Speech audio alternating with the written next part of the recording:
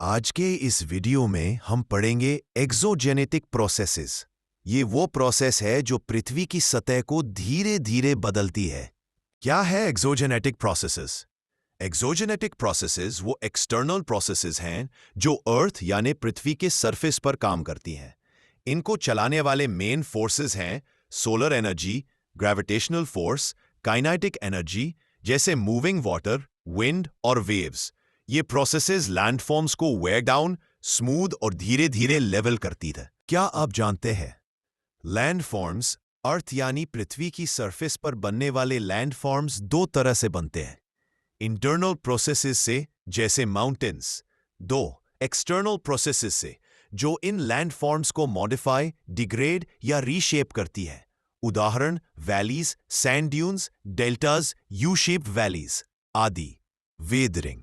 Weathering का मतलब है रॉक्स अपनी जगह पर ही टूटना, बिखरना या गलना। ध्यान रहे, वेदरिंग में ट्रांसपोर्टेशन नहीं होता। वेदरिंग के मुख्य तीन प्रकार: एक मैकेनिकल वेदरिंग, दो केमिकल वेदरिंग, तीन बायोलॉजिकल वेदरिंग।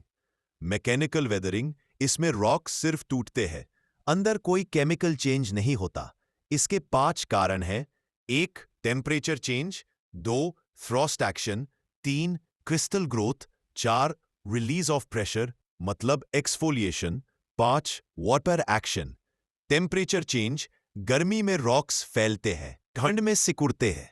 ये लगातार होने वाला एक्सपेंशन, कॉन्ट्रैक्शन, क्रैक्स पैदा करता है। फ्रॉस्ट एक्शन, पानी जब क्रैक्स में जमता है तो उसका वॉल्यूम बढ़ जाता है। ये प्रेशर रॉक को तोड़ देता है, इसे ब्लॉक डिसइंटीग्रेशन कहते हैं। क्रिस्टल ग्रोथ, सी कोस्ट एरियाज में नमक वाला पानी क्रैक्स में जाता है। एवेपोरेशन के बाद सॉल्ट क्रिस्टल्स अंदर बढ़ते हैं और रॉक टूटता है। रिलीज ऑफ प्रेशर मतलब एक्सफोलिएशन, रॉक की बाहरी लेयर धीरे धीरे अनियन लेयर्स की तरह उतरने लगती है। 5 वाटर एक्शन मतलब ग्रैन्युलर वेदरिंग, कुछ मिनरल्स पानी सोखकर ज्यादा फैल जाते हैं और रॉक टूटने लगता है। केमिकल वेदरिंग, रॉक्स के अंदर केमिकल रिएक्शंस होने से यह वेदरिंग होती है। मुख्य प्रोसेसेस: एक सोल्यूशन, दो ऑक्सीडेशन, तीन कार्बोनेशन, चार हाइड्रेशन, पांच केमिकल प्रिसिपिटेशन।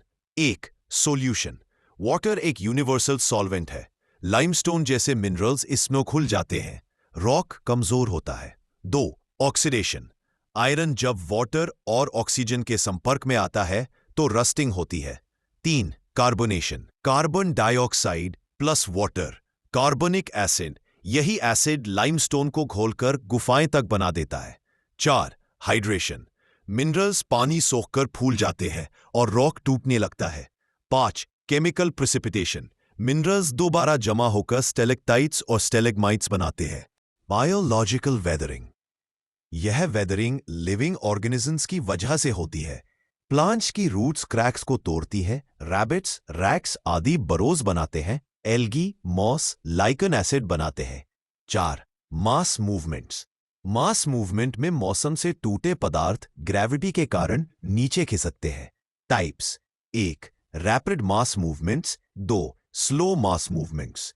एक रैपिड मास मूवमेंट के कुछ एग्जाम्पल्स: रॉक फॉल, लैंडस्लाइड, स्लंपिंग।